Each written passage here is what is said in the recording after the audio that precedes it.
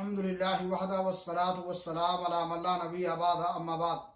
ناظرین اکرام، نبی اکرم صلی اللہ علیہ وسلم کے حکم اور آپ کی سنت کو نظر انداز کر دینا انتہائی خطرناک ہے اور یہ جہنم میں جانے کا باعث ہے، اور آپ کی سنت کی اتباع جنت میں لے جانے کا ذریعہ اور وسیلہ ہے۔ صحیح بخاری شریف کی روایت ہے، اللہ کے نبی جناب محمد رسول اللہ صلی اللہ علیہ وسلم نے فرمایا، کل امتی یدخلون الجنہ الا من ابا، قیل ومن ابا یا رسول اللہ، قال من اطاعنی دخل الجنہ ومن عصانی فقد ابا۔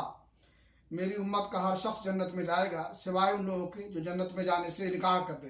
آپ سے سوال کیا گیا اور پوچھا گیا کہ اللہ کے رسول وہ کون لوگ ہیں جو جنت میں جانے سے انکار کر دیں؟